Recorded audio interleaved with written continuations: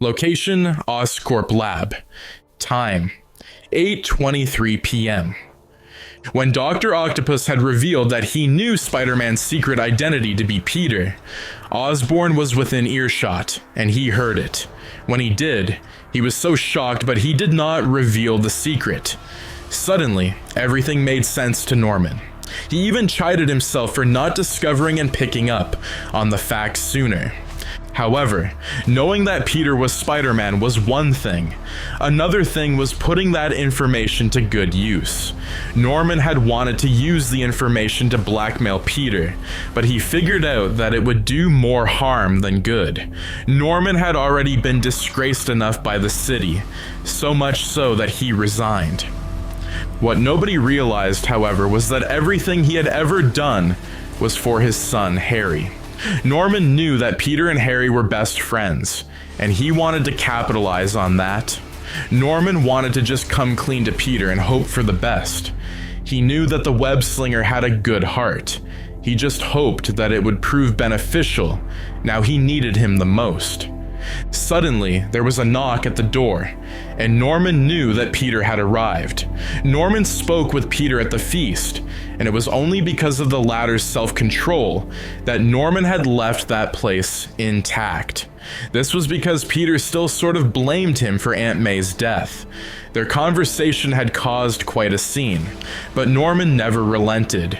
He tracked Peter down multiple times in an attempt to talk to him, but was paid no attention. That's why he had to take drastic measures. He had called Peter and told him that he knew he was Spider-Man. He also threatened to reveal his secret identity to the world if he did not show up. This was why Peter was outside the laboratory now. When he entered, he immediately changed the atmosphere of the room. This was because Peter was angry and frustrated, and the reason for all these feelings was Norman. However, all these emotions went out the window when he discovered who laid in a sort of incubation tank nearby. It was Harry. Peter suddenly rushed to him, and Norman started explaining. Harry had a genetic disease, and he needed to save him. Norman then told him that he had obtained a bioorganism, but something told him that it was not that safe or stable to be tested on Harry. Peter then saw a machine that looked like a portal in the lab and inquired about it. Norman stated that it was what Oscorp built. He said the purpose of the machine is to bring in and attract things that were not from Earth and possibly their dimension. He stated that he wanted to use it to find a cure for Harry's illness. However, as they were talking, Mr. Negative had sneaked in. He had discovered Norman had some secret plans, and he wanted to thwart them. This was because his life was ruined because of the numerous experiments conducted on him just for the sake of finding a cure for Harry. "You don't have to do this," Peter said, speaking calmly to Mr. Negative. But the villain paid him no mind as his entire focus was on Harry and Norman. Mr. Negative had his back to the portal machine, and his eyes were set on getting his revenge on the Osborns. Peter knew that Mr. Negative did not know of his secret identity. He must have probably written him off as an average human, so he decided he had to launch a surprise attack. So, before any harm could come to Norman and Harry, Peter leaped at Mr. Negative. However, the latter's reflexes were faster than Peter expected. This was because Mr. Negative stepped out of the way, even as he transferred his energy into the portal. This then caused it to suck Peter into another dimension. Peter Parker was gone. Location, Gotham. Peter was so confused. One minute he was fighting Mr. Negative, and the next, he was in a strange place. One look around everywhere, and Peter knew that he was not supposed to be here. Peter then started scouting his environment, and not long after, he saw a fascinating sight. A man in a black caped costume was fending off what looked like the bad guys from himself and a woman. Peter was about to swoop in and help, but suddenly, his spidey sense went off crazily. Somehow, Peter knew that he was not really the one in danger, but another person. Over the years, he had started understanding the spidey sense. Peter quickly swept over the scene before him with one look, and he immediately knew the person. Within the twinkle of an eye, Peter webbed up the woman standing beside whom he later knew was Batman and dragged her up to the roof of the building. No sooner than that, a bomb that would have killed her went off. Batman then twisted and saw that Young was safe with a mysterious fellow. He had to make a quick decision, and he did. He quickly ordered Spider-Man to take Young to safety, even as he continued fighting the villains. Batman figured that someone that saved Young from imminent death would not pose much harm to her than the people around here. "Aye, aye, Captain," Spider-Man said as he left with a mock salute.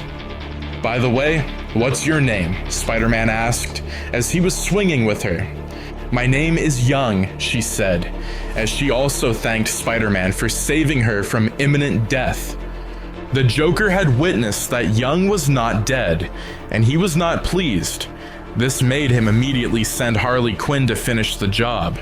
He had also sent information to some goons ahead to keep the mysterious hero busy until Harley arrived. This was exactly why Peter was currently facing some goons. From the look of it, they had injected the Titan venom in themselves because they were displaying the symptoms, but Peter did not really know that. He just knew that they were bad news. "It seems you guys are extremely unhappy to see me," Peter said, but he got no replies from them, only snarls. That was when the web-slinger knew that they meant business. Peter then took in everything and calculated that his utmost priority was to keep Young safe. He decided that he needed to end the fight as soon as possible, and also, he needed to keep Young safe while doing that.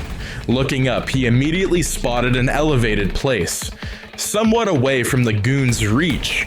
Within seconds, Peter went over to the place and kept Young, then came back to face the goons. He thought about escaping at once, but he knew that it would not be possible because the goons were many, and he was almost out of web. Peter was glad that when he came to this strange world, he was wearing his costume underneath and his mask was tucked in his pocket. This had enabled him to protect his secret identity from the start. However, it was now time for a fight and Peter was ready. He knew he had to conserve as much web as possible too, so he had to risk close combat.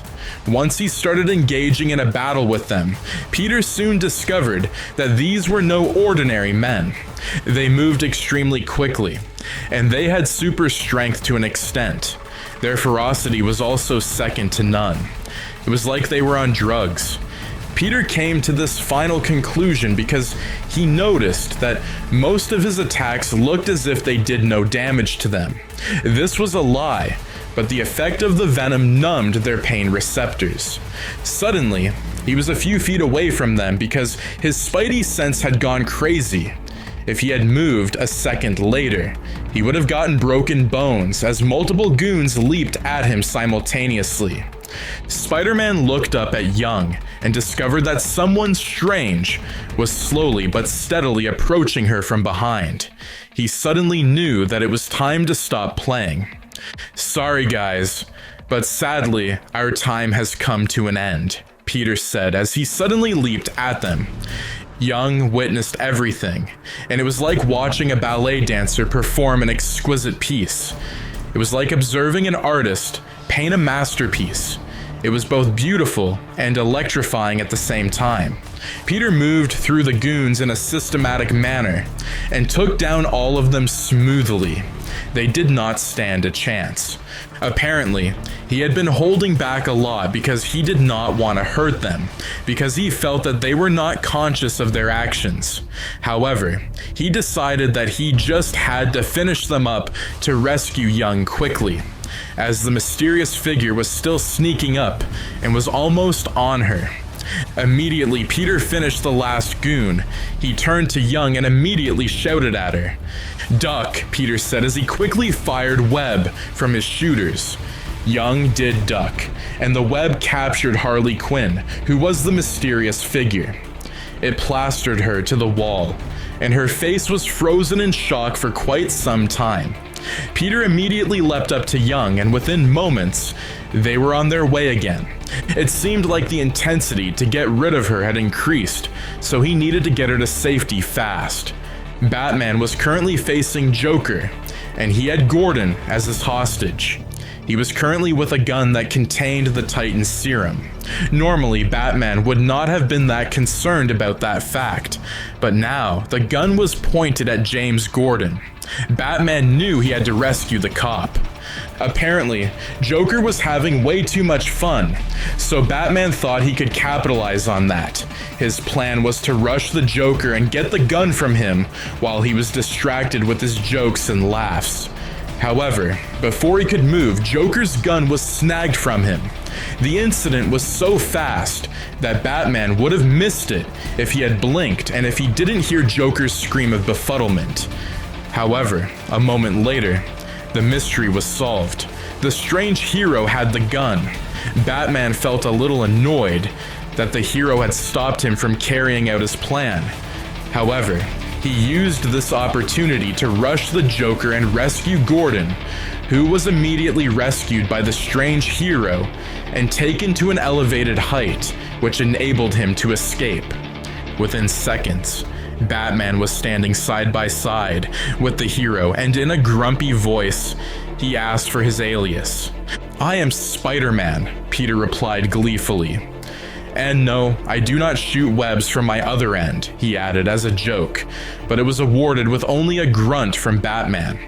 At this point, Peter felt that there was really something wrong with this strange world. Unknown to them, while they were conversing, Joker and his goons had injected themselves with Titan, and they were now advancing towards them. "Live through this, and we will talk," Batman grunted to Spider-Man, and they both engaged in battle. However, the battle did not go as easy as expected. They were not coordinated as they were both solo fighters. Immediately, Batman knew that they would not win like this. He immediately divided the battlefield and told Peter to focus on one side while he concentrated on the other half. This strategy seemed to work very well, as within minutes, they had defeated Joker and his goons, who soon transformed back to their normal selves. Peter was elated, but suddenly, he started feeling dizzy. When he turned to look at Batman, he discovered that he was wearing a gas mask. He suddenly realized that the caped hero had released a sleeping gas while he was distracted. "Well played," Spider-Man said as he passed out, and everything went dark.